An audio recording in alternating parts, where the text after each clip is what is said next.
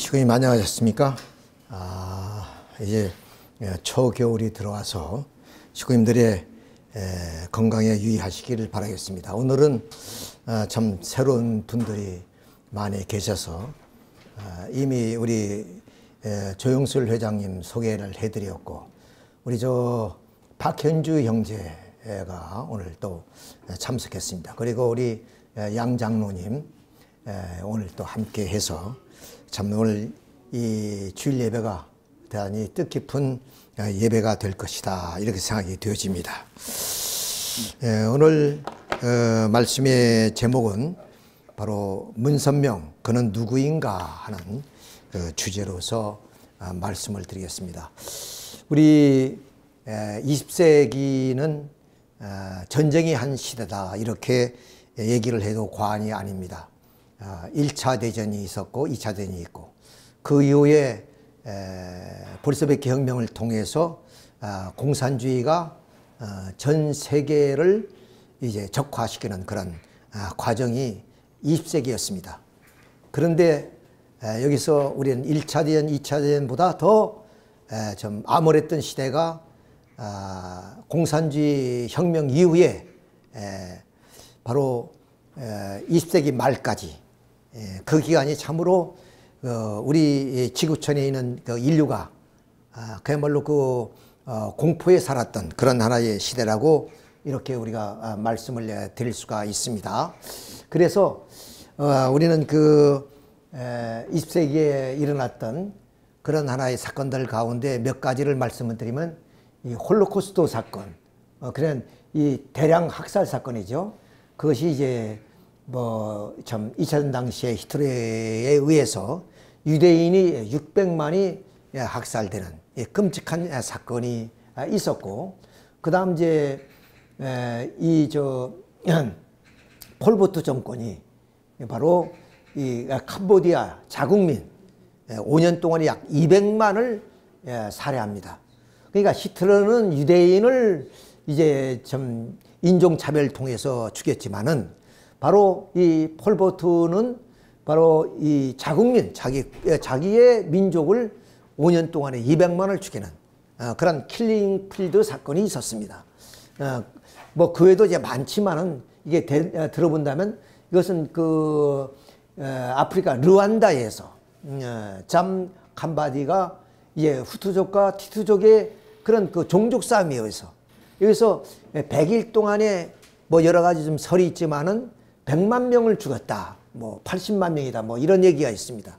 그만큼 20세기는 잔혹한 그런 좀 시간들이었다, 이렇게 우리가 볼 수가 있는 거죠. 그래서 지금도 21세기에도 그 전쟁이 지속되고 있습니다. 우크라이나의 전쟁이 벌써 3년째를 넘어서고 있고, 그 다음 이제 이스라엘과 하마스의 그런 전쟁이 이렇게 모든 것을 파괴시켜 버렸습니다.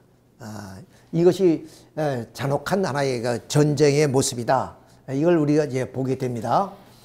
참 그것뿐이겠습니까? 그 다음 그로 인한 하나의 기근, 또 가난, 이런 분쟁, 끊임없이 지금까지도 이어지고 있는 것을 우리는 보게 됩니다. 이런 천재지변, 이런 것들이 언제는 없어질 수 있을 것인가, 이것이 오늘 이 시대를 살고 있는 우리들이 바람이 아닌가, 이렇게 생각이 되어집니다. 자, 그 뿐만 아니라 이제 또 가정으로 돌아가면 이 가정이 좀 무너지고 있다. 그야말로 부모와 자녀 간의 그런 갈등, 또 부부 간의 그런 나라의 갈등, 이런 문제들이, 이것은 우리 가정이나 이웃 가정이나 말할 것 없이, 더군다나 물론 고도의 과학문명이 발전하면 우리는 더 행복할 줄 알았는데, 물론 박정희 대통령이 힘차게 물론 중화학공업을 육성해서 근대화를 일으켰는데, 그러면 우리는 배고픔도 없고 그냥 행복할 줄 알았는데, 어쩌면 옛날이 그리워지는 그런 시대를 우리는 살고 있다, 이렇게 보게 됩니다. 그래서 범죄는 날로 이렇게 좀 증가하고 있고, 그래서 이 범죄의 늪에 한번 빠지면은 헤어나올 수가 없는 그런 입장입니다. 그래서 이 범죄자 가운데 구범 이상의 전과자가 16만 명이 되고, 그 중에서 2,400명이 뭐냐면 살인, 강도, 강간 사건이에요. 근데 이런 사람들은 뭐냐? 여기에 6%는 뼛속까지 범죄가 누적되어 있다. 그러니까 뭐냐면 교화가 될 수 없는 사람들이다. 이 정도까지 오늘 우리 좀 가정에서부터 우리 사회 그리고 전 세계가 이런 죄악의 룹에서 헤어나지 못한 채 우리가 살아가고 있다. 이렇게 우리가 이제 좀 알고 있습니다. 예. 그러면 이런 하나의 문제들을 우리가 어떻게 해결할 것이냐? 우리가 종교가 없어서 그러냐? 종교는 2500년 저 불교의 역사라든가 또 우리 동양의 유교의 역사라든가 이런 종교가 있고 그 종교의 믿음을 가졌음에도 불구하고 오늘의 이런 20세기는 전쟁의 시대고 그 20세기가 끝나서 21세기는 희망을 심었지만 또 역시 가난을 벗지 못하고 또 전쟁을 벗어나지 못한 입장에 있다. 그런 입장에서 과연 이 20세기에 살았던 문선명 선생 그분이 누구인가? 이걸 우리가 한번 이제 좀 말씀을 드려보고자 합니다. 자, 문선명 선생님은 아주 그 혜성같이 나타나신 분입니다. 이분이 뭐 그 고난의 길이란 건 우리가 말할 수 없지만 적어도 이분이 그 40세까지는 그 종교적인 편견 때문에 감옥에도 가고 또 죽을 고비를 수없이 넘기신 분이에요. 그런 분인데도 혜성같이 나타나서 이 지금 우리 미국의 대통령 아이젠하워 대통령이죠. 이 대통령과의 만남 이것이 뭘 얘기하는 장면이냐면 국제공산주의가 지금 세계의 그 인민들을 무참하게 학살하고 있다. 이 공산주의를 어떻게 막을 것이냐? 미국의 어떤 그 사명, 책임 이걸 지금 강력하게 얘기하는. 그 동양에 이름도 없는 한 청년이 와서 이 아이젠하워 대통령이 후에 얘기한 얘기입니다. 이름도 없는 어떤 동양의 청년이 와서 나는 큰 감명을 받았다. 이때가 어떠냐? 70년도 중반쯤 한 75년쯤 74년인가 돼요. 72년인가 그렇게 됩니다. 70년 초죠. 그러니까 우리나라는 그야말로 미국의 원조 없이는 살아갈 수 없는 그런 시대에 동양의 어떤 한 청년이 와서 그야말로 내가 감동을 받았다. 그런 겁니다. 그리고 이것은 닉슨 게이트라는 게 있었죠. 그 닉슨 게이트를 통해서 이제 미국이 그 늪에서 벗어나지 못할 때, 좀 닉슨을 사랑하라, 용서하라, 그러면서 미국이 다시 새로운 청교도 정신으로 돌아가야 된다는 것을 부르짖고 있는 거예요. 그 다음 우리가 기시 수상입니다. 얼마 전에 이제 여기에 우리 아베 총리가 돌아가셨죠? 아베 총리의 외할아버지입니다, 이분이. 이 아베 총리를 통해서, 물론 그때 일본에는 아카하타라고 해야죠. 그럼 적군파, 아주 한국에서도 70년대, 80년대 들어오면서 반정부 운동이 거세게 일어났지만 일본은 대단했습니다. 그것을 잠재운 사람이 누구냐? 바로 문선명 선생이요. 기시다 수상과의 통을 해서 국제순공연합을 창설합니다. 그래서 이 적군파의 그 사회적 혼란을 막으신 분이고, 이건 레이건 대통령인데 이 레이건 대통령은 뭐냐면 이제 당선이 거의 불가능한 입장에 이 땅에서 문선명 선생님이 세우신 워싱턴 타임즈를 통해서 언론을 통해서 적극적으로 뭐냐면 이 레이건을 밀었어요. 이것이 보수 대통령입니다. 그래서 진보 대통령을 누르고 보수 대통령 레이건이 당선돼서 이분이 결국에 소련의 그런 공산주의 전략과 함께해서 SDI 정책, 별들이 전쟁이라고 그러죠. 그걸 통해서 20세기의 공산주의가 몰락하는 과정을 바로 문 총재님의 많은 도움을 받고 이루어집니다. 그리고 문 총재님은 1991년도에 공산주의가 세계로 막 뻗어나갈 때입니다. 누구도 막을 수 없는 그런 상황에서 모스크바에 가서 이 대통령 서기장을 만난 거죠. 근데 이때는 우리나라가 소련과 수교도 안 할 때입니다. 수교도 안 할 때 가서 좀 만나가지고, 이제 공산주의를 이제 개방 개혁을 통해서 소비에트 연방이 해체되는 그런 하나의 과정입니다.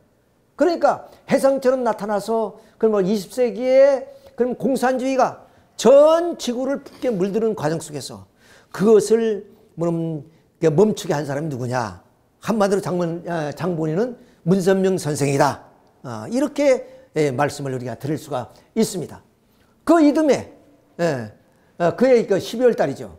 그때 문총재문 혈단신 박보희 총재를 데리고 어디로 들어가냐? 북경을 거쳐서 평양으로 들어가십니다.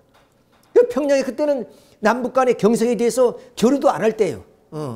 그냥 군비 경쟁만 계속하는 그런 시대에 그야말로 그 사지 호랑이 글에 들어간 거죠. 호랑이 글. 호랑이를 잡으려면 호랑이 글에 들어가야 되는 식으로 호랑이 글에 들어간 겁니다. 근데 이분이 어떤 분이냐? 반공의 제1선에 서신 분이에요. 공산주의를 가장 미워했던 분이란 말이에요.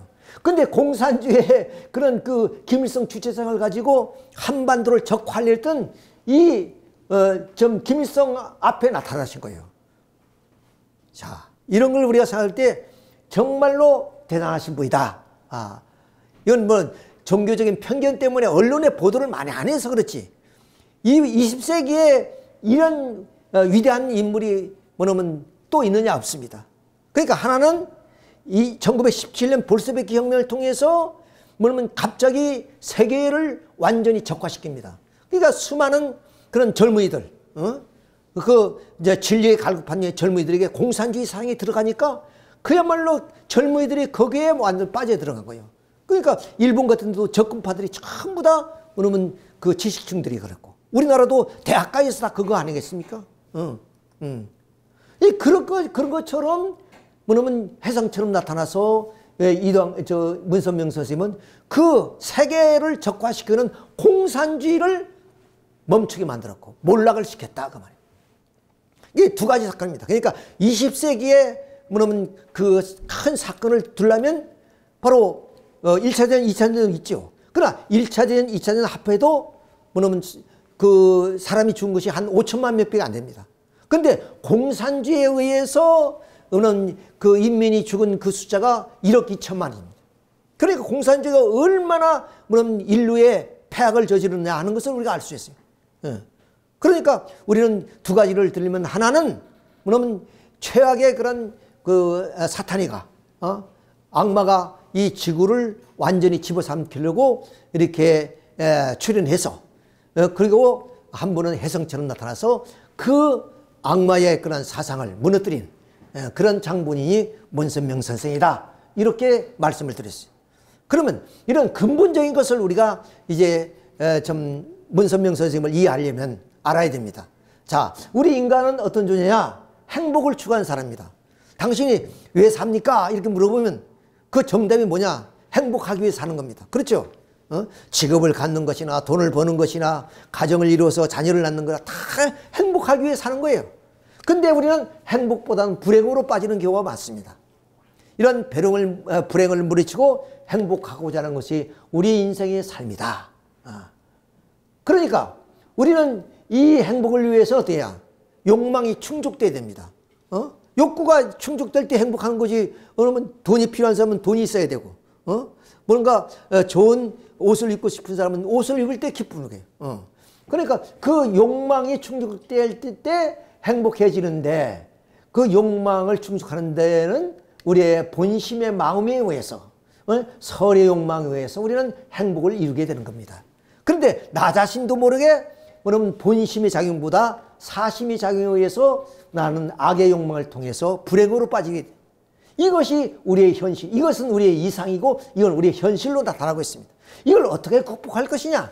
이런 문제예요. 자, 그런데 나 자신은 어떠냐? 모순성을 가지고 있습니다. 모순이란 것은 물론 창모 방패순입니다. 창과 방패가 모순되어 있다 그 말이에요. 시간이 없으니까 얘기는 안 하겠습니다만은, 자, 그리고 우리 성서에도 바울 선생이 이런 얘기합니다. 내 마음으로는 하나님의 볼, 내 몸으로는 죄의 법을 씁니다. 오라 이 공고한 몸에서 누가 나를 건져. 그러니까 내 마음속에 오늘은 하나님을 향하는 본심의 마음이 있고 또 하나의 마음은 사탄을 향하는 마음이 있다. 이것이 우리는 모순이다. 이게 모순은 어때요? 파멸 상태를 말합니다. 그렇잖아요. 예를 들어서 컵이 있어요. 물을 담는데 컵이 깨어지면 물을 흘려버립니다. 그러니까 이 컵은 못 쓰지요. 쓰레기에 버려야 된다. 그러니까 모순은 파멸 상태를 말한다. 그러니까 하나님이 우리 인간을 창조했다면 이런 모순된 존재로 창조했겠느냐 이게요. 왜? 하나님은 온전하신 분이니까 우리 인간도 온전한 인간이 돼야 되는 인간이냐. 자, 그랬는데 우리 인간이 온전을 향해서 성장하는 과정 속에 우리 인간이 타락했다 이거예요. 이것이 성서의 얘기입니다. 이 타락에는 뭐냐? 무지에 빠졌다는 거예요. 그래서 불교에서는 무명 이렇게 얘기하죠. 자, 이게 무지에 빠진 우리 인간, 이런 하나의 무지는 양면의 무지가 있습니다. 왜? 인간은 몸과 마음으로 있으니까 마음의 무지, 몸의 무지가 있다. 이것을 내적인 무지, 외적인 무지. 자, 그럼 내적인 무지는 어디냐? 그럼 영적인 무지로서 뭐냐면 신이 있느냐? 그 다음 인간의 창조냐, 진화냐? 또 선과 악의 문제, 또는 인간이 죽은 후에 저승이 있느냐? 이런 근본적인 물음에 대한 그런 하나의 무지입니다. 그 다음 외적인 무지란 것은 이 자연과학을 중심으로 하는 하나의 좀 물질세계의 근본, 존재의 원리와 또 인간의 육신, 자연계, 우주의 관계의 질서, 이런 등등의 하나의 무지를 말합니다. 그러나 이 문제는 과학이 발달하면서 많이 극복됐습니다. 그러나 이 문제는 좀 고대 사회나 현재나 별로 발전된 것이 없습니다. 그렇죠? 자, 그런 입장에서 이런 우리 인간은 이런 내면의 무지를 극복하기 위해서 오늘 과학 문명이 발달하고 우리는 학문이 발달하고 있다. 그래서 이 내적인 무지를 극복하기 위해서 내적인 질을 극복해 나온 것이 뭐냐? 그것이 바로 종교의 생활이다. 종교의 생활. 그냥 종교는 단순히 천국 가기 위한 것이 아니라 우리의 내면의 무지를 극복하는 것이 종교. 그래서 종교는, 고등종교는 모두가 진리가 있습니다. 그래서 불교의 경전이 있고 또한 유교도 경전이 있고 기독교도 경전이 있고 이렇게 고등종교는 모두가 다 경전이 있는 것이 뭐냐? 그것은 우리의 내면의 무지를 극복하기 위한 하나의 길이기 때문에 그렇다. 그럼 외적인 무지는 뭐냐? 그것은 외적인 질을 극복하기 위해서 과학의 길로 걸어온 것이 외적인 진리 탐구다. 그래서 끊임없이 자연과학을 발전시켜서 오늘 문명을 만들어 놨단 말이에요. 그런데 이 과학의 문명은 물질로 된 결과의 세계요. 종교의 길은 바로 근본적인 원인적인 본질의 세계를 추구하는 것이기 때문에 바로 어느 과학자가 이 과학 문명을 통해서 행복하다고 할 수 있는 사람이 있느냐? 오늘 첨단 과학 시대를 우리가 살고 있잖아요. 그런데 이 과학 문명을 통해 난 만족하고 나는 행복하다 한 사람은 없습니다. 그 뒤안길에는 고민도 있고 고통도 있고 우리가 이미 본 것처럼 전쟁도 그리고 또한 가정의 그런 문제도 발생한단 말이에요. 자, 그러면 그 모든 것을 다 속세를 등지고 진리를 찾아서 구도의 길을 걸어가는 사람에게 물어본다면 과연 그들도 행복한가? 지금도 그 진리를 찾기 위해서 몸부림치고 있다. 그래서 이 종교와 과학은 우리 수레의 두 바퀴와 같습니다. 수레가 한 바퀴로 갈 수 없듯이 우리의 인간의 행복도 어디야? 두 개의 바퀴가 있으니 하나는 종교의 바퀴요, 하나는 과학의 바퀴도. 마침 우리의 인간은 마음과 몸이 있듯이. 이렇기 때문에 이 종교의 길과 과학의 길은 하나의 인간의 행복을 위해서 있는 그런 하나의 길이다 그 말입니다. 그러니까 종교와 과학은 서로 배타적인 것이 아니다. 서로 조화를 이루어야 되는 그런 길이다. 자, 그래서 이 종교와 과학은 하나의 참 목적을 위해서, 한 목적을 위해서 서로 협력하면서 이렇게 가야 되는 하나의 길이기 때문에 종교를 좀 중심한 삶도 현실을 무시할 수 없고 또 현실을 중시하는 사람도 결국에 내면의 세계를 추구하는 종교를 외면할 수가 없는 것이다. 그래서 아인슈타인은 뭐냐? 종교 없는 과학은 불구고 그리고 또 흉기와 같고 과학이 없는 종교는 장님과 같아요. 그러니까 결국 종교는 우리의 눈과 같은 것이고 과학은 우리의 길과 같은 것이다. 그래서 종교와 과학의 길은 뗄래야 뗄 수 없는 그런 관계지만 지금까지 많은 사람은 신이 없다 그러고 또 신을 추구하는 사람들은 이 과학의 현실을 현상의 세계로만 생각합니다. 실제로 있는 것이 아니다. 그래서 물론 불교의 반야심경을 보면 공불이색, 색불이공, 공죽시공, 색죽시공 이런 말이 있어요. 그건 무슨 말이냐? 이 현상이 있는 것 같지만 없는 것이고 없는 것 같지만 있다 그 말이야. 그러니까 그것은 뭐냐? 우리 마음의 작용에 의한 현상일 뿐이다 그 말이야. 실제 있는 건 아니다 이런 얘기. 그러니까 종교는 어때요? 현실을 많이 부정하고 있어요. 그렇듯이 또 과학을 추구하는 사람들은 뭐냐면 신이 없다고 주장하는 경우가 많습니다. 그러나 그것은 결국 하나의 한 목적을 위해서 함께 가야 될 하나의 길이다 하는 것을 우리가 여기서 알 수 있습니다. 자, 그렇기 때문에 이제 종교와 과학이 통일된 과제로서 해결할 수 있는 하나의 진리가 나와야 된다. 그래서 진리의 성령이 오시면 그냥 지금까지 우리는 뭐 종교마다 주시는 어떤 진리가 있습니다. 그러나 그것이 완전한 진리는 아니었다. 반드시 그 진리는 어떠냐? 하늘에서부터 내려와야 된다. 완전히. 예? 그럼 왜 그러냐? 여기 보면 비유로 말씀했다. 지금까지. 많은 여러분 성인들이라든가 또 많은 선지자들이 우리에게 깨우침을 줬지만 그것은 하나의 비유에 대한 얘기다. 이게. 비유에 대한 얘기다. 그러니까 성서도 보면 거의가 비유의 말씀입니다. 그러니까 이제 진리의 성령이 오면 비유로 하시던 말씀을 밝히려 주실 것이다. 그것이 종교와 과학이 하나가 돼서 한 목적을 향해서 가는 그런 새로운 진리가 탄생할 것을 이미 성서는 예고하고 있습니다. 그러니까 내가 많은 백성과 나라와 방언과 임금께 다시 예언하였다고 했던 그 말씀이 뭐냐? 지금까지의 그런 말씀은 좀 이제 그것을 뛰어넘은 오늘 현대인들에게 뭐냐면 그 흡족한 그런 진리의 말씀이 뭐냐면 이제 나타나게 될 것이다 하는 그런 말씀을 이렇게 계시록을 통해서도 말씀하고 계십니다. 자, 이런 입장에서 새로운 진리가 이 땅 위에 탄생해야 된다 하는 그것은 뭐냐면 오늘 이 종교를 떠나서라도 오늘 이 사회의 모든 사람들이 동감하는 내용입니다. 그렇죠?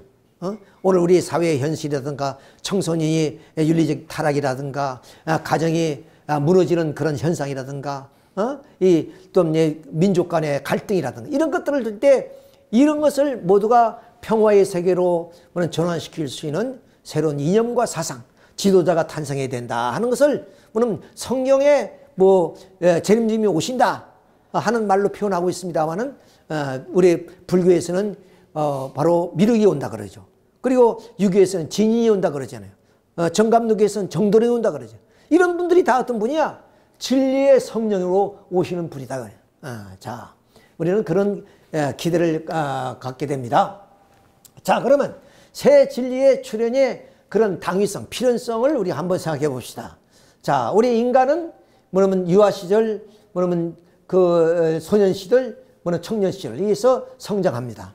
그런데 인간 시조인 아담과 헤아가 뭐냐면 성장하다가 떨어졌어요. 이걸 타락이라고 합니다.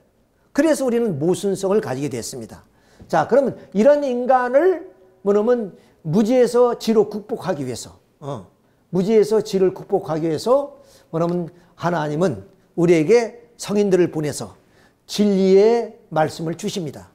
그러니까 저 고대 사회에서부터 석가모니를 통해서 공자님을 통해서 예수님을 통해서 이런 진리를 통해서 윤리와 그리고 또는 도덕을 중심한 질서 있는 사회를 만들어 가라고 또 그런 가정을 이루라고 이렇게 많은 말씀을 주셨어요.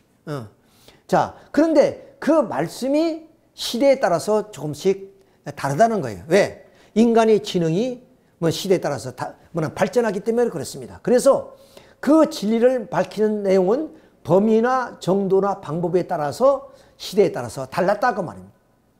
그래서 우리는 역사를 통해서 인간의 심령과 지능이 발달하는 것을 볼 수가 있습니다. 자, 성서를 중심해서 보면은 바로 아담 이후 1600년 만에 노아라는 하나님의 그 선지자를 부르십니다. 그 노아에게 하는 말이 뭐냐? 그러면 아담과 해와에는 사람을 따먹지 말아라 이런 말씀하시는데 노아에도 그런 말씀하는 것이 아니라 노아에는 방주를 지어라 그래. 방주를 통해서 심판하겠다 이게. 이게 방주에 들어온 사람은 살고 방주에 들어오지 못한 사람은 홍수 심판에 다 죽습니다. 그런데 좀 불행스럽게도 노아 가정만 들어갔어요. 노아 가정만. 자, 그래서 노아 가정을 중심해서 또 인류가 번식하죠. 자, 그래서 여기서 다시 400년이 지나서 아브라함이라는 선지자를 부르십니다. 자, 그러면 아브라함 때는 어떠냐? 방주를 짓는 것이 아니라 이렇게 양과 암소와 비둘기를 바쳐라. 어떻게 바치냐? 쪼개서 바치는 거예요. 쪼개서. 근데 비둘기를 하나 안 쪼갰더니 하나님이 이 아브라함에게 하는 말이 너희 후손이 이방이 객이 되어서 400년 동안 종살이 한다. 종살이. 그것이 실제 있었습니다. 그래서 아브라함의 후손이 어디야? 지금 에집트에 건너가서 400년간 종살이에요. 거기 탈출해 나오는 과정이 10개라는 영화에 나오죠. 10개라는 영화. 모세가 이스라엘 민족을 이끌고 나오는 것을 영화한 것이 10개입니다. 10개 영화. 자, 이렇게 해서 결국에 아브라함의 후손이 이제 애굽에 들어가서 이제 모세를 따라서 나올 때 하나님은 모세를 통해서 또 새로운 하나의 진리를 주십니다. 그것이 율법이에요. 율법. 유대인들이 뭐냐면 신앙의 그런 하나의 표본이 되는 율법. 그 율법을 모세는 시내에서 받습니다. 그런데 여기서 보면은 이 율법이 온전한 것이 아니다는 거예요. 율법은 뭐냐면 하나의 그림자와 같은 것이다. 그러니까 실체가 이제 나타날 것이다. 그 실체로 나타난 것이 예수님이십니다. 그러니까 모세의 율법은 이 예수님이 오실 때까지 그들이 어떤 신앙을 인도해 주는 하나의 말씀이다 말이에요. 말씀. 근데 유대인들은 어디야? 요 말씀만 치중했어요. 그러니까 예수님이 오신 걸 모르고 예수님을 십자가에 못 박지요. 자, 그러면 예수님은 어떠냐? 때는 이제 뭐냐면 그 당신의 실체를 밝히는 복음의 말씀을 주는 겁니다. 성경은 66권으로 되어 있는데 많은 말씀이 있지만 그 말씀에 하나로 표현한다면 뭐냐? 예수님을 메시아다. 이렇게 증거하는 얘기입니다. 다른 말로 해요. 예수님이 메시아이심을 밝히는 것이 복음의 말씀이에요. 복음이라는 것은 기쁜 소식이라는 뜻이에요. 그 기쁜 소식이 뭐냐? 율법을 통해서 유대민족에게 너희들은 장차 메시아를 보내주겠다 약속했거든요. 그 약속이 실현된 사람이 예수님이에요. 그럼 예수님은 뭐냐면 당신이 이스라엘 민족 앞에 내가 메시아요 이것을 밝히는 것이 복음이다. 자, 그렇지만 유대민족이 이것을 잘 믿지 않습니다. 그래서 예수님은 오셨지만 결국에 십자가에 돌아가시는데 예수님이 뭐냐? 나는 율법을 폐하러 온 것이. 즉 율법을 폐하는 것이 율법을 온전케 하러 오셨다고 말이에요. 그 말은 뭐냐? 율법은 그림자이고 그 실제의 형상은 예수님이기 때문에 나는 너희들이 기다리는 그러한 메시아다. 이렇게 선포를 했지만 유대민족이 믿지를 않습니다. 그 십자가에 돌아가시죠. 그래서 다시 하나님의 섭리는 연장됩니다. 자, 근데 이 성경이 어떤 책이냐? 아까 서두에 말씀드렸습니다만 비유와 상징으로 기록된 부분이 많습니다. 예를 들어서 선악과도 뭐냐면 그런 얘기고 또 생명나무, 선악을 알게 하는 나무, 뱀 이런 얘기들이 다 뭐냐면 비유적인 말씀이죠. 근데 마태복음 13장 13절에 보면 너희들이 봐도 알지 못하고 들어도 알지 못함으로 말미암아 내가 비유로 말씀하신다 그랬습니다. 그걸 기록하는 것이 성서예요. 그러니까 성서는 진리 자체가 아니라 진리를 가르쳐주는 교과서와 같은 것이다. 이렇게 표현을 합니다. 그러니까 이제는 이 진리를 밝히 알려줄 수는 진리 성령이 오셔서 모든 것을 밝혀줄 수 있는 그런 진리 성령이 뭐냐면 현대에 오신다 하는 것이 기독교의 재림사상입니다. 자, 그런 그 진리에 오실 때 누구냐? 새 말씀을 주신다. 그래서 진리의 성령이 오시면 새 말씀을 주신다 그랬죠? 그러면 그 진리의 성령으로 오신 분이 누구냐? 이분이다 이게. 이분이 누굴까? 자, 이걸 한번 이제 뭐냐면 우리 스스로 문선명 선생이다 이렇게 이야기하기는 뭐냐면 엿장수가 제엿이 뭐 맛있다 뭐 그런 것처럼 아전인수격이 되잖아요. 자, 그런 입장에서 이 예언가들의 예언을 한번 보겠습니다. 나네트 크리스트 존슨이란 미국의 그런 영적인 그런 분입니다. 아주 영감을 받고 이제 뭐냐면 그 예언을 하시는 그런 분이에요. 이분이 이제 그 영감을 받고 이분을 봤어요. 이분을. 자, 그녀는 오랜 명상 끝에 전형적인 한국의 의전 복식을 한 미륵불, 예, 불교에서는 미륵불이라고 그러죠. 이를 받아 내렸습니다.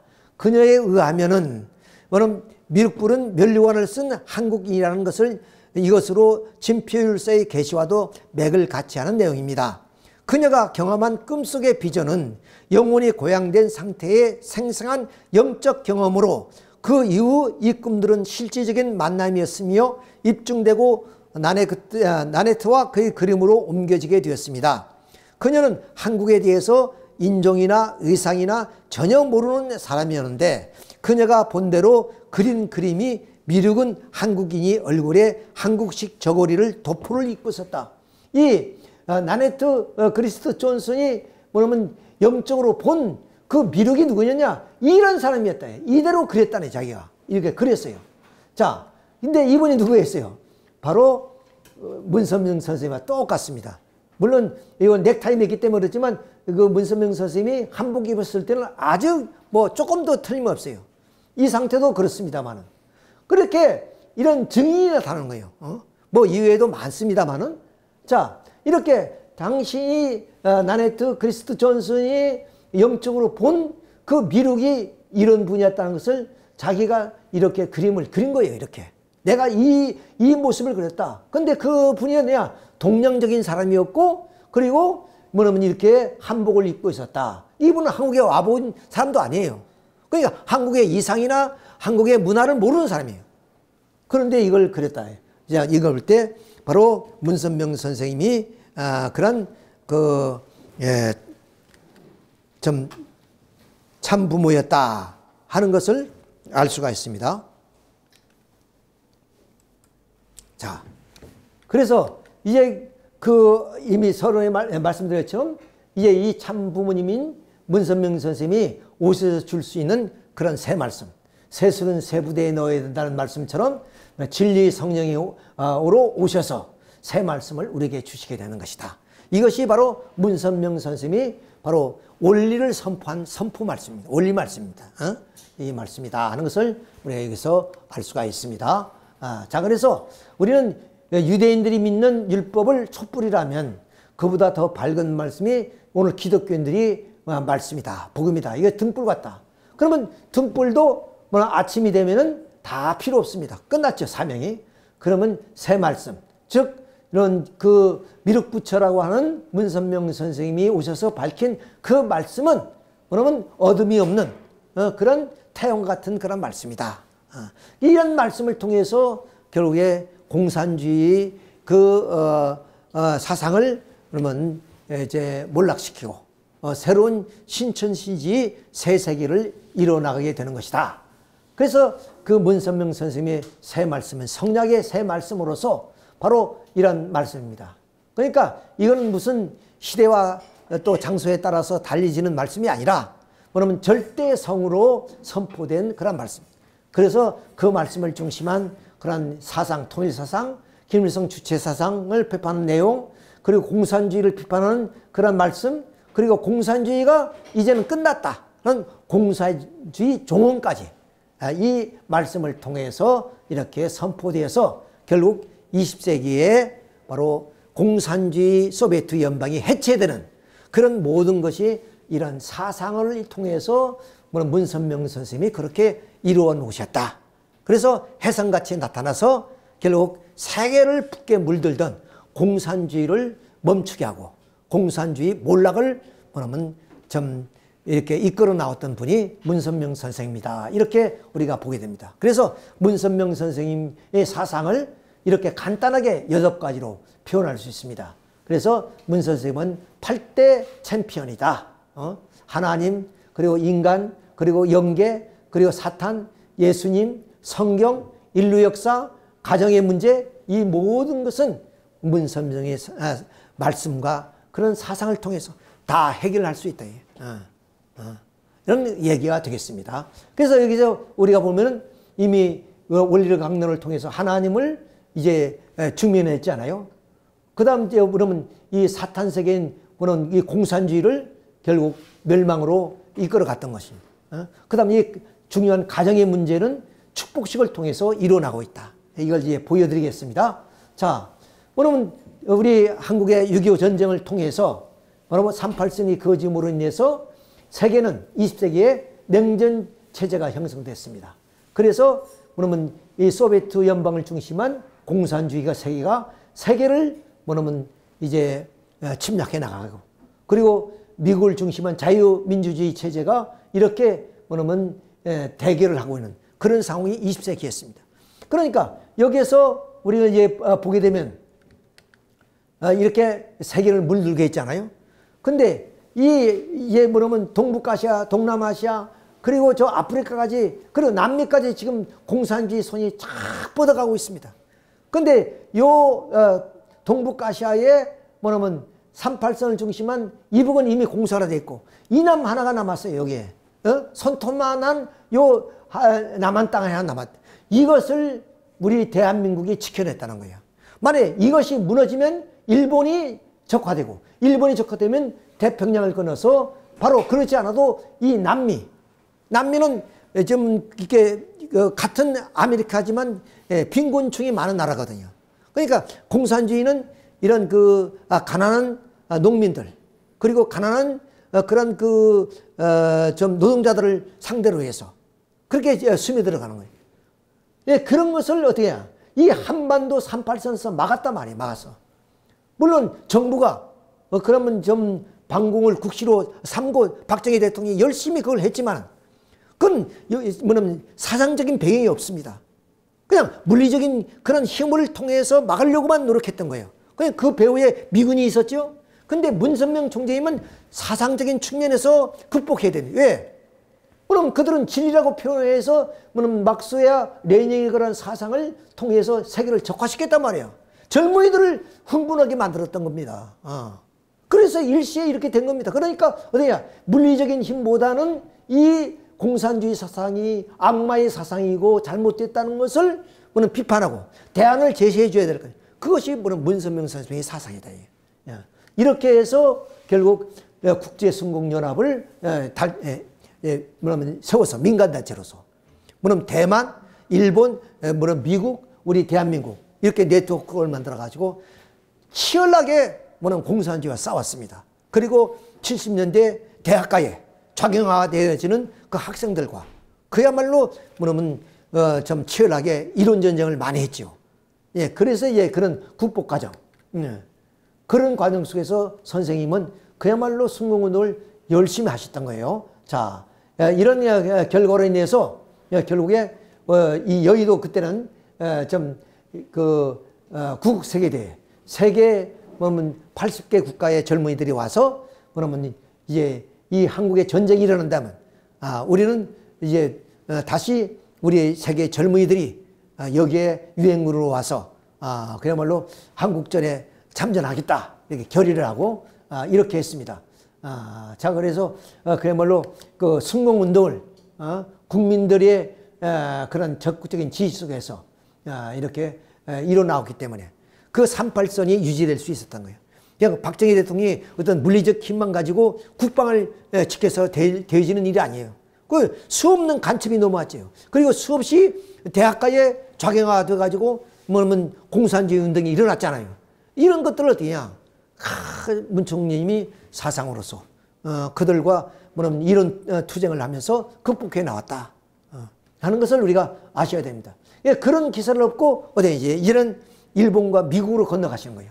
이것이 70년대입니다. 그러니까 참으로 암울한 시대예요. 그야말로 한국에서는 뭐냐면 이단이라는 그런 그 시비를 걸어가지고 서대문 형무소까지도 집어넣었어요. 3개월 만에 무죄로 나왔지만 그런 하나의 그 기대 위에, 아무런 세계적 기반도 없는 그 기대 위에 미국으로 건너갔어요. 일본을 거쳐서 일본의 기시성을 만나서 순공연합을 세우고, 그 다음 미국으로 건너가서 이런 하나의 미국, 병든 미국을 치료하러 왔다. 그래가지고 이것이 모뉴먼트 탑인데, 이것이 바로 국회의사당 앞에 있습니다. 여기 광장이거든요. 저 광장인데, 이 광장에서 30만을 모아놓고 뭐냐면 연설을 하는 이런 장면이 나옵니다. 예. 그러니까 뭐 가서 이 대회를 하기 위해서는 뉴욕에서 그런 대회를 많이 하고, 그 대회에서 뭐냐면 이 모뉴먼트 대회, 여기가 링컨 그 센터거든요. 링컨 대통령 센터가요. 여기에 쭉 보면 국회의사당이 나옵니다. 예, 이거 큰 광장인데, 여기에 뭐냐면 이런 그 30만의 미국 국민들이 이런 대회에 잘 안 나오거든요. 뭐 TV 보고 앉아서 다 보니까. 그런데 이게 30만이 운집해서 모였다. 그래서 미국 역사상 이런 최초의 그런 하나의 뭐냐면 그 대중이 모였다, 이렇게 봅니다. 이것이 동양에서 온 한 청년이, 이름 없는 사람. 이 70년대 중반쯤이 되는데, 이때 대한민국이 무슨 국제사회에 알려져 있었습니까? 그리고 전쟁으로 폐허가 된 나라고, 국민소득이 불과 뭐 몇백 불에 지나지 않은 그런 시대, 가난하고 미국의 원조 없이는 살 수 없는 이 시대에, 한국에 있는 가난한 나라에서 한 청년이 와서 미국 병들어 있다. 그러니까 나는 의사로 왔다. 병든 미국을 고치러 왔다. 그리고 미국은 지금 불타고 있다. 그래서 내가 불을 끄기 위해서 소방서로 왔다. 이거 외치는 거예요. 이런 배짱과 이런 나라의 포부가 어디서 나오겠습니까? 자, 그래서 이제 이렇게 미국의 국민들을 향해서 깨어나라. 청교도 정신으로 다시 돌아가야 된다고 외치는 하나의 내용들이 바로 이렇습니다. 야, 이거 대단한 겁니다. 대한민국 사람들은 우리 문 총재님을 별로 보지 않지만, 이런 엄청난, 다시 말씀드리면 바로 20세기에 공산주의가 세계를 휩쓸 때, 그 공산주의를 손톱만한 이 남한 땅에서 그것을 막고, 그러니까 동북아시아가 완전히 북들어서 일본 열도가 공산화되는 그 직전에 한반도에서 막으신 분이 누구냐? 바로 문 선생입니다. 그래서 태평양을 못 건너가게 해서 미주 대륙을 지켜냈다. 공산주의로부터. 자, 이때, 그러니까 이때 어떠냐? 이때 뭐냐면 이 모뉴먼트 대회를 하면서 나는 이제 다시 소비에트로 가겠다. 뭐냐면 모스크바로 가겠다. 모스크바 그때는 들어갈 수도 없는 시대이고, 공산주의와 그 자유진영이 냉전 체제에서 그걸 달리고 있는 그런 시대 아닙니까? 그때 나는 모스크바에 가서 이런 대회를 하겠다, 이렇게 선언을 했어요. 그 15년이 흘러가지고 1985년 스위스 제네바에서 세계 평화교수협의회라는 단체가 있습니다. 그러니까 세계 석학들이 문선명 선생님의 사상을 연구하는 그런 분들이에요. 그런 나라의 교수들이 모여가지고 소련 멸망에 관한 회의를 하는 거예요. 지금 소련이 이 붉은 군대가 세계를 점령해서 나가기 위해서 막 달리고 있는 이때입니다. 이때 이 의장이 누구냐면 이제 케플란 박사입니다. 정치학 박사인데, 이 케플란 박사에게 이 대회를 통해서 공산주의 종언, 공산주의가 끝났다, 이걸 선포하라는 거예요. 근데 지금 공산주의가 끝난 거와 지금 멸망도 기색도 없고, 세계를 향해서 지금 자유진영을 막 호시탐탐 침략하고 있는 이때 어떻게 이 정치인으로서 그런 얘기를 할 수 있느냐. 그래서 문 선생님께 저는 그건 못합니다. 그러면 이렇게 하면 어떻게 됩니까? 공산주의의 위기가 온다, 이런 얘기하면 어떻게 돼요? 아니다 이게야. 공산주의가 멸망한다, 그 얘기를 하라는 거예요. 그래서 할 수 없이 문 총재님의 강력한 말씀을 듣고 여기 선포합니다. 이것이 1985년이에요. 근데 5년 후에 베를린 장벽이 무너져요. 이것이 기가 막힌 예언 아닙니까? 예언이 아니라 문 총재님이 그럼 그것을 위해서 활동을 했단 말이야. 세계적 기반을, 바로 이 베를린 장벽이 무너지고, 그 다음 해에 바로 고르바초프 대통령을 만나기 위해서 모스크바로 들어갑니다. 그러니까 워싱턴 모니먼트 대회 때 선포한 그 내용이 예, 실제로 15년 만에 이루어지는 겁니다. 그래, 이 모스크바 크렘린 궁전에 아무나 들어갈 수 없어요. 그럼 무시무시한 곳입니다. 응? 여기 우리는 국교가 수립된 것도 아니고, 국교가 수립되면 대사관도 있고 영사관이 있어서 보호해줄 거 아니에요. 근데 아무도 보호해줄 수 없는 그런 상황 속에 들어가서 환영을 받으면서 그야말로 참 이게 회담을 한 내용입니다. 자, 그래서 냉전 체제를 종식시키는 장본인이 된 겁니다. 자, 그래서 뭐냐면 문 총재님은 바로 이렇게 고르바초프에게 레닌 동상을 끌어내리라. 공산주의를 포기해서 개방개혁적으로 가야 된다. 그리고 미국의 3,000명 청년들을 내가 교육시키겠다. 왜? 그들은 뭐는 공산주의의 체제 속에 살았으니까 자본주의를 모르잖아요. 그러니까 뭐는 미국에 데려다가 자본주의 교육과 함께 뭐냐면 이제 개방개혁을 해야 된다. 이런 그 말씀에 의해서 소련 청년 3,000명을 문 총재님의 자비를 다 털어서, 그래서 물론 그 항공비, 체류비, 교육비가 얼마나 많이 들어가겠어요. 그것도 무슨 300명이라 3,000명이 3,000명. 그런 교육을 시켜서 이 소련이 소비에트 연맹이 해체돼서 결국 러시아로 돌아온 겁니다. 그것이 이 종교 편견 때문에 뭐 언론에 많이 보도를 안 해요. 우리 세계일보에서만 많이 이제 그걸 이제 보도를 했습니다만은, 자, 그래서 레닌 동상을 철거해라. 아니, 이 동양의 또 어떤 젊은이가 봐서, 아니, 그 기라성 같은 그런 모스크바의 크렘린 궁전에 가서, 서기장한테 레닌 동상을 철거하라. 이게 말이 되는 얘기냐. 근데 실제, 크렘린, 레닌 동상이 끌어내려지고, 자, 이런 현상이 이제 나타납니다. 그러니까 혜성처럼 나타났다 이렇게 볼 수 있는 거예요. 이게 놀라운 20세기의 최고의 거인입니다. 이런 것을 우리가 여기서 볼 수 있어요. 그래서 이제 고르바초프가 자기 이제 대통령직에서 물러난 이후에 그다음 이제 문 총재님이 사저를 방문했습니다. 문 총재님이 그때는 어디 청평에 있는 것이 아니고 한남동에 있을 때 한남동 관저에 그렇게 좀 오셔서 그렇게 옛날을 회상하면서 그렇게 좀 말씀을 나누고 계시는 그런 장면입니다. 그러면서 문 총재님이 그 고르바초프에게 시계를 끌어서 주셨다는 겁니다. 당신이 차고 있던 시계를. 그러면서 위기가 있을 때는 이 시계를 보면서 나를 생각하시오. 나를 부르시오. 그래서 이분이 쿠데타가 일어나서 죽을 뻔했어요. 그런데 이분이 살아났단 말이에요. 그렇게까지 하셨던 분입니다. 그 다음 해에 바로 이제 김일성을 만나러 들어갑니다. 한국에서 갈 수 없으니까 북경을 거쳐서 박보희 총재를 데리고 들어가죠. 들어가서 어디야? 이제 순안공항에 도착한 장면이고, 그 다음 뭐냐면 이제 국회의사당, 국회의사당에 가서 뭐냐면 당당하게 김일성 주체상 가지고는 안 돼. 뭐냐면 하나님주의가 아니면 뭐냐면 이 민족이 뭐냐면 우리가 통일될 수 없다. 그러면서 이제 만수대에서 이사당 같은 거거든요. 거기서 2시간 동안 열성해요. 그러니까 호랑이를 잡으려고 호랑이 굴에 들어가는데 호랑이한테 겁나지 않고 당당하게 그렇게 말씀하는 장면이 이 말씀입니다.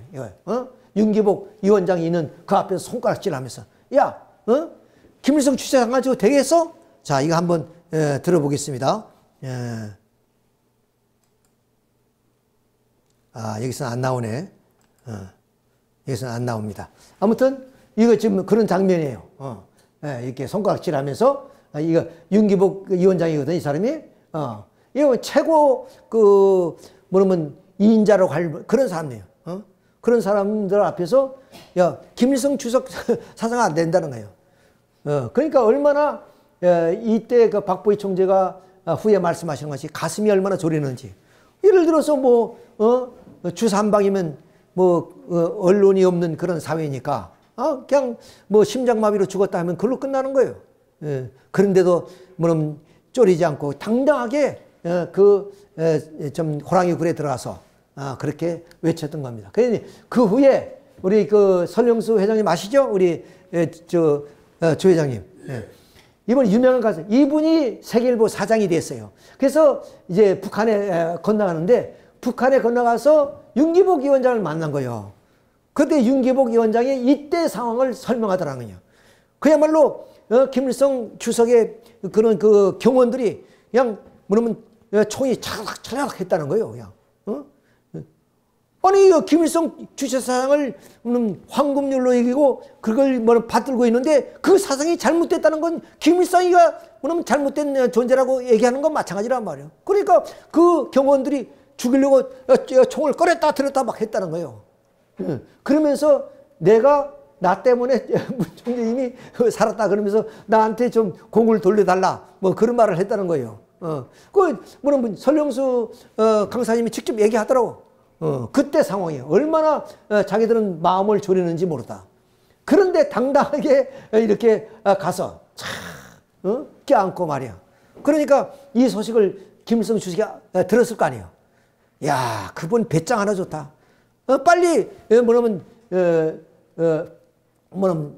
나 있는 곳으로 모시고 와라. 그래서 헬리콥터를 타가지고 갔다는 거 아닙니까? 그래서 1991년 12월 6일 날 흥남 마전 주석공간. 흥남이 문 총재님이 그러면 좀 감옥살이 했던 곳이잖아요. 예, 그곳에 가서 이렇게 김일성 주석과 만납니다. 만나서 이렇게 참 회담하면서 형님하고 형이 의리 형제를 맺고 그 다음 이제 김일성 주석과 함께 쭉 걸어 나온. 김일성 주석은 늘 손을 뒷전으로 이렇게 합니다. 이렇게 다니거든요. 절대로 이렇게 다니는 법이 없어요. 근데 문 총재님만은 앞에서는 딱 손잡고 걸었다는 거예요. 문 총재님이 그러더라고. 예, 손을 이렇게 뒷짐을 지려고 하니까 내가 꽉 잡았다고. 그러면서 이렇게 쭉 걸어. 누구도 김주석을 뭐냐면 이렇게 손을 접을 수 있는 사람은 아무도 없다는 거예요. 문 총재님만 그랬다는 거예요. 예, 그만큼 김일성 주석도 문 총재가 어떤 분이라는 걸 알았다는 거예요. 그래서 이 문 총재에게 금강산 개발, 북한 개방을 하는데 그런 모든 것을 일임했어요. 그런데 김주석이 일찍이 죽어버렸잖아요. 그러니까 김정은의 시대, 김정일이 시대에 들어와서 현대하고 계약을 맺어서 금강산 개발하고 관광이 그렇게 해서 이루어진 거예요. 자, 이렇게 해서 뭐냐면 이제 회담을 통해서 합의의 사항이 뭐냐?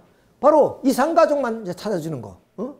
이런 거 여기 쭉 있죠? 자, 그 이산가족이 이때부터 이루어진 거지. 그 전에 이런 거 아닙니다.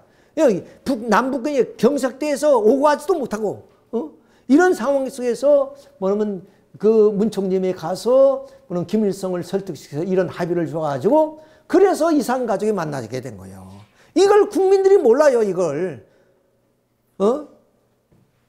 이렇게 해서 뭐냐면 남북 이산가족 상봉이에요. 이제 만나고 떠나가는 모습. 언제 다시 만날까? 서로 뭐냐면 60년, 70년에 만나는 거 아니에요? 얼마나 기가 막힌 사건이에요. 이걸 누구 때문에? 뭐냐면 문선명 우리 총재 참마버님 때문에 이루어졌다는 거예요. 국가는 어림도 없었으면 이걸 하는데. 자, 이렇게 해서 반세기 만에 그런 이산가족들이 만난 모든 물꼬를 누가 타느냐? 문 총재님이 트신 거예요. 그리고 뭐냐면 스포츠 교류, 문화 교류 다 지금 그러니까 올림픽 때 또 이런 올림픽 기가 이거 아닙니까? 한반도기 이렇게 한 것도 다 문 총재님이 물꼬를 터서 한 거예요. 근데 그 얘기를 하나도 안 하죠. 세상 사람들이. 언론도 그렇고. 대한민국 사람이 문 총재님 때 이랬댔다. 이거 아는 사람 누가 있어요? 자, 그러니까 돼요. 뭐 어떤 정치인들은 돈 갖다 주고 다발로. 근데 문 총재님은 돈 주면 안 된다는 거야. 그럼 핵 만든다는 거야. 그거 어떻게 하냐? 뭐냐면 북한 사회를 개방시켜 나가기 위해서는 뭐냐면 공업 기술을 가르쳐 줘야 된다. 기술을. 그래서 피아트 회사와 뭐냐면 여기 기술이 없으니까 조립식으로 그걸 이제 피아트화 해가지고 북한에다가 평화 자동차 공장을 만들어 준 거예요. 근데 제가 듣기로는 자동차 부품이 5만 가지가 된다는 거예요. 그러면 그럼 자동차 산업이 발전하게 되면 부품 산업이 발전할 거 아니에요. 그러면 많은 그런 그 직장이 생기게 되고, 그리고 그 인민들이 그야말로 수익성이 높아지니까 가정이 생활이 편해지고, 그러니까 그 나라가 점점 좀 부강해질 거 아니에요. 돈을 주면은 돈은 관료들이 먹어버릴 수도 있고 핵도 만들고 그런단 말이야. 무기로 만든단 말이야. 근데 기술을 전수해 주는 거예요. 참 문총님 대단하신 분입니다. 오늘 우리나라 정치인들은 그걸 하나도 몰라요. 그러니까 그러면 그걸 하게 했어요? 아무도 안 한단 말이에요. 정주영 회장은 그냥 소물고 간 것뿐이고, 또 관광에서 돈 벌기 위해서 금강산 그런 관광하고, 누가 뭐냐면 이 북한 땅을 개방해서 북한 땅을 잘 살게 하기 위해서는 누가 했느냐? 이건 우리 짐입니다. 지금도 통일되면 우리 남한 사람이 남한 기술을 가지고 그들을 목에 살려야 될 거 아니에요? 북한에 가난한 건 이제 앞으로 장차 우리 남한이 짊어질 짐이에요, 이거는. 그러니까 그 전에 북한을 뭐 개방시켜서 그야말로 공업과 산업을 발전시키게 되면 남한의 부담이 줄어들잖아요. 동독과 서독도 그렇게 되지 않았습니까? 자, 그러니까 먼저 공업 발전시키기 위해서 이렇게 기술을 전수하는. 그래서 평화자동차를 만들어가지고 남포에다가 했는데, 노무현 대통령이, 노무현 대통령이 이 남포 공장에 방문했어요. 그래서 시승식을 하는 장면입니다. 이래서 무슨 뻐꾸기, 휘바람, 이런 차들이 나온 거죠. 자, 이렇게 하다가 이제 문 총리님도 이후에 이산가족이니 스포츠 교류니 문화 교류 하면 이 다음은 뭐냐? 문 총리님이 일거수일투족 다 해야 되냐? 그 다음은 국가가 알아서 해요. 정부가 알아서 해야 될 거 아니에요. 근데 정부가 그것을 다 못하는 거예요. 물꼬는 문 총리님이 다 터서 이제 모든 기반을 다 닦아놨어요. 레일을 깔아놨습니다. 그 레일 위에 기차만 가면 돼. 그런데 정부가 그동안에 제대로 못한 거죠. 그러니까 더욱 핵을 강화시켜서 오늘 이런 군사 대기를 하는 그런 입장이 됐단 말이에요. 문 총리님이 이제 성화하시고, 또 김주수도 돌아가시고, 이러다 보니까. 그러니까 그 후에 정치권이 이것을 잘 해야 되는데 그걸 못한 거예요. 자, 그래서 문 총리님이 깔아놓은 그런 모든 인프라를 통해서 정주영 회장은 소를 1000마리 끌고 간 거 아니에요. 이렇게. 이거 다 문 총리님이 깔아놓은 그런 하나의 그 기반 위에서 이루어진 겁니다.